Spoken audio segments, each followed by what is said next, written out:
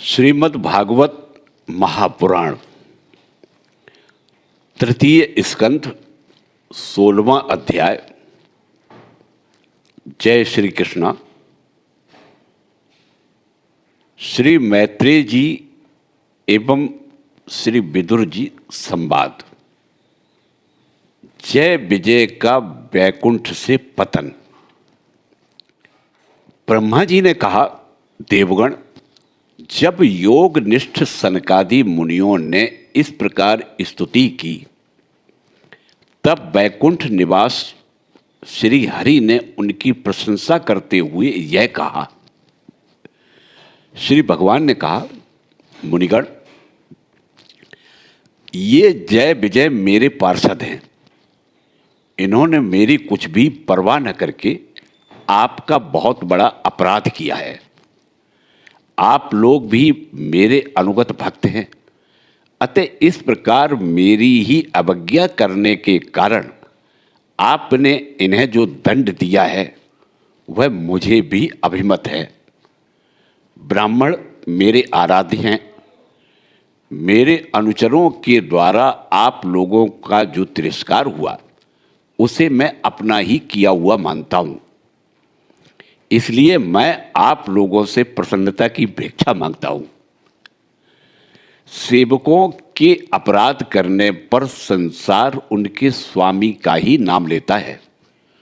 वह अपयश उसकी कीर्ति को इस प्रकार दूषित कर देता है जैसे त्वचा को चर्म रोग। मेरी निर्मल सुयस सुधा में गोता लगाने से चांडाल पर्यंत सारा जगत तुरंत पवित्र हो जाता है। इसीलिए मैं वैकुंठ कहलाता हूं।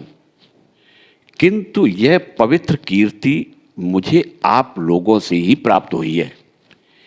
इसलिए जो कोई आपके विरुद्ध आचरण करेगा वह मेरी भुजा ही क्यों न हो, मैं उसे तुरंत काट डालूंगा। आप लोगों की सेवा करने से ही मेरी चरण रज को ऐसी पवित्रता प्राप्त हुई है कि वह सारे पापों को तत्काल नष्ट कर देती है। और मुझे ऐसा सुंदर स्वभाव मिला है कि मेरे उदासीन रहने पर भी लक्ष्मी जी मुझे एक क्षण के लिए भी नहीं छोड़ती। यद्यपि इन्हीं के लेश मात्र कृपा कटाक्ष के लिए अन्य ब्रह्मादि देवता नाना प्रकार के नियमों एवं व्रतों का पालन करते हैं, जो अपने संपूर्ण कर्म फल मुझे अर्पण कर सदा संतुष्ट रहते हैं, वे निष्काम ब्राह्मण ग्रास ग्रास पर तृप्त होते हुए भी घी से तरह तरह के पकवानों का जब भोजन करते हैं, तब उनके मुख से मैं जैसा तृप्त होता हूं, वैसा यज्ञ में अग्नि रूप मुख से यजमान की दी हुई आहुतियों को ग्रहण करके नहीं होता। योग माया का अखंड और असीम ऐश्वर्य मेरे अधीन है तथा मेरी चरणोदक रूपिणी गंगा जी चंद्रमा को मस्तक पर धारण करने वाले भगवान शंकर के सहित समस्त लोकों को पवित्र करती हैं। ऐसा परम पवित्र एवं परमेश्वर होकर भी मैं जिनकी पवित्र चरण रज को अपने मुकुट पर धारण करता हूं, उन ब्राह्मणों के कर्म को कौन नहीं सहन करेगा। ब्राह्मण, दूध देने वाली गौएं और अनाथ प्राणी ये मेरे ही शरीर हैं। पापों के द्वारा विवेक दृष्टि नष्ट हो जाने के कारण जो लोग इन्हें मुझसे भिन्न समझते हैं, उन्हें मेरे द्वारा नियुक्त यमराज के गृध्र जैसे दूत, जो सर्प के समान क्रोधी हैं, अत्यंत क्रोधित होकर अपनी चोंचों से नोचते हैं। ब्राह्मण तिरस्कार पूर्वक कटु भाषण भी करे तो भी जो उसमें मेरी भावना करके प्रसन्न चित्त से अमृत भरी मुस्कान से युक्त मुख कमल से उनका आदर करते हैं तथा जैसे रूठे हुए पिता को पुत्र और आप लोगों को मैं मनाता हूं, उसी प्रकार जो प्रेम पूर्ण वचनों से प्रार्थना करते हुए उन्हें शांत करते हैं, वे मुझे अपने बस में कर लेते हैं। मेरे इन सेवकों ने मेरा अभिप्राय न समझकर ही आप लोगों का अपमान किया है। इसलिए मेरे अनुरोध से आप केवल इतनी कृपा कीजिए कि इनका यह निर्वासन काल शीघ्र ही समाप्त हो जाए। ये अपने अपराध के अनुरूप अधम गति को भोगकर शीघ्र ही मेरे पास लौट आए। ब्रह्मा जी कहते हैं, देवताओं, सनकादि मुनि क्रोध रूप सर्प से डसे हुए थे, तो भी उनका चित्त अंतःकरण को प्रकाशित करने वाली भगवान की मंत्रमयी सुमधुर वाणी सुनते सुनते तृप्त नहीं हुआ। भगवान की उक्ति बड़ी ही मनोहर और थोड़े अक्षरों वाली थी, किंतु वह इतनी अर्थपूर्ण, सारयुक्त, दुर्विज्ञेय और गंभीर थी कि बहुत ध्यान देकर सुनने और विचार करने पर भी वे यह न जान सके कि भगवान क्या करना चाहते हैं। भगवान की इस अद्भुत उदारता को देखकर वे बहुत आनंदित हुए और उनका अंग अंग पुलकित हो गया। फिर योग माया के प्रभाव से अपने परम ऐश्वर्य का प्रभाव प्रकट करने वाले प्रभु से वे हाथ जोड़कर कहने लगे।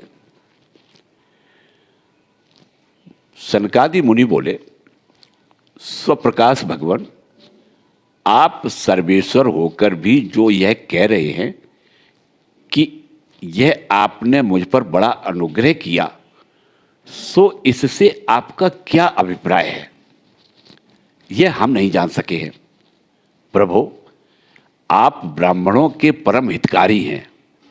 इससे लोक शिक्षा के लिए आप भले ही ऐसा माने कि ब्राह्मण मेरे आराध्य देव हैं, वस्तुतः तो ब्राह्मण तथा देवताओं के भी देवता, ब्रह्मादि के भी आप ही आत्मा और आराध्य देव हैं। सनातन धर्म आपसे ही उत्पन्न हुआ है। आपके अवतारों द्वारा ही समय समय पर उसकी रक्षा होती है तथा निर्विकार स्वरूप आप ही धर्म के परम गुह्य कारण हैं। यह शास्त्रों का मत है। आपकी कृपा से निवृत्ति परायण योगी जन सहज में ही मृत्यु रूप संसार सागर से पार हो जाते हैं। फिर भला दूसरा कोई आप पर क्या कृपा कर सकता है।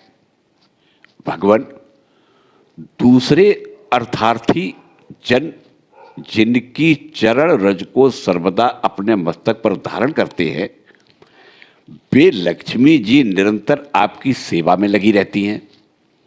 सो ऐसा जान पड़ता है कि भाग्यवान भक्तजन आपके चरणों पर जो नूतन तुलसी की मालाएं अर्पण करते हैं, उन पर गुंजार करते हुए भौरों के समान वे भी आपके पाद पद्मों को ही अपना निवास स्थान बनाना चाहती हैं, किंतु अपने पवित्र चरित्रों से निरंतर सेवा में तत्पर रहने वाली उन लक्ष्मी जी का भी आप विशेष आदर नहीं करते।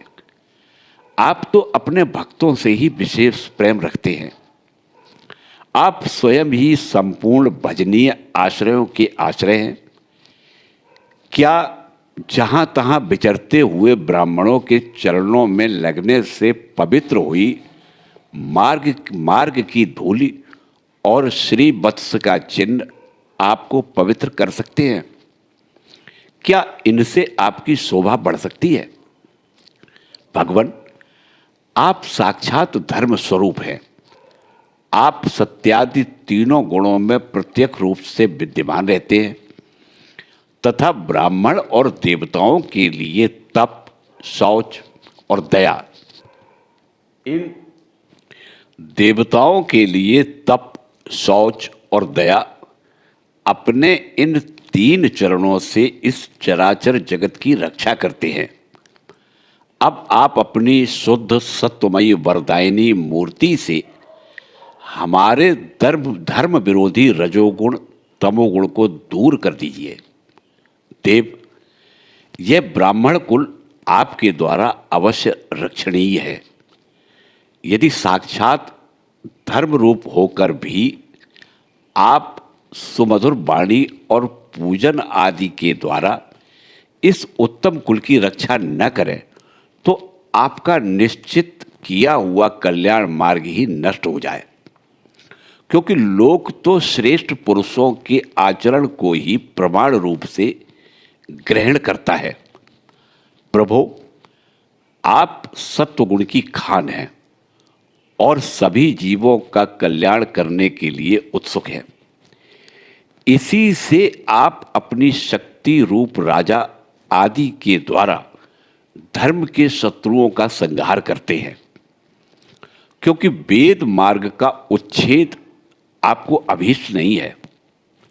आप त्रिलोकीनाथ और जगत प्रतिपालक होकर भी ब्राह्मणों के प्रति इतने नम्र रहते हैं, इससे आपके तेज की कोई हानि नहीं होती।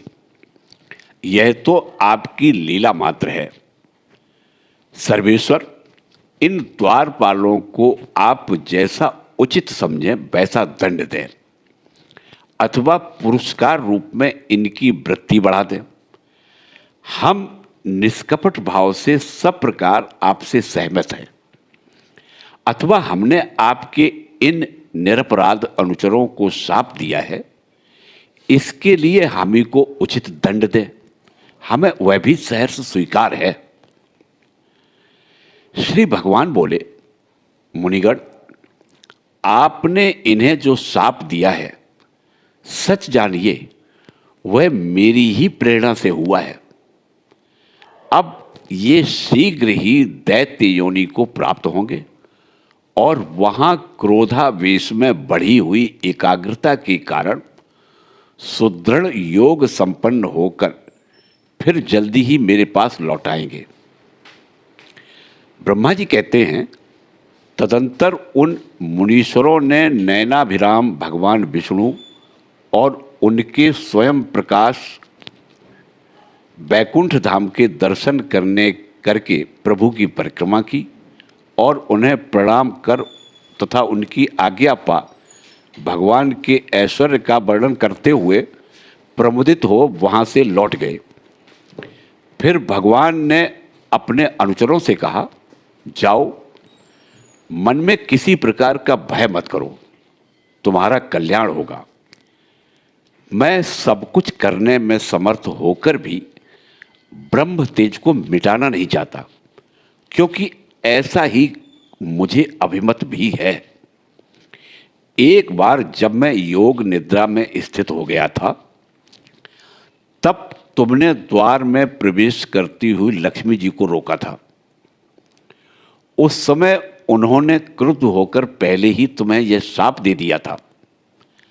अब दैत्य योनि में मेरे प्रति क्रोधाकार वृत्ति रहने से तुम्हें जो एकाग्रता होगी, उससे तुम इस विप्र तिरस्कार जनित पाप से मुक्त हो जाओगे और फिर थोड़े ही समय में मेरे पास लौट आओगे। द्वारपालों को इस प्रकार आज्ञा दे भगवान ने विमानों की श्रेणियों से सुसज्जित अपने सर्वाधिक श्री संपन्न धाम में प्रवेश किया। वे देवदेव जय विजय तो ब्रह्म शाप के कारण उस अलंघनीय भगवत धाम में ही श्रीहीन हो गए और उनका सारा गर्भ गलित हो गया। पुत्रों, फिर जब वे बैकुंठ लोक से गिरने लगे, तब वहां श्रेष्ठ विमानों पर बैठे हुए बैकुंठ वासियों में महान हाहाकार मच गया। इस समय दिति के गर्भ में स्थित जो कश्यप जी का उग्र तेज है, उसमें भगवान के उन पार्षद प्रवरों ने ही प्रवेश किया है। उन दोनों असुरों के तेज से ही तुम सबका तेज फीका पड़ गया है। इस समय भगवान ऐसा ही करना चाहते हैं। जो आदि पुरुष संसार की उत्पत्ति, स्थिति और लय के कारण हैं, जिनकी योग माया को बड़े बड़े योगी जन भी बड़ी कठिनता से पार कर पाते हैं, वे सत्वादि तीनों गुणों के नियंता श्री हरि ही हमारा कल्याण करेंगे। अब इस विषय में हमारे विशेष विचार करने से क्या लाभ हो सकता है?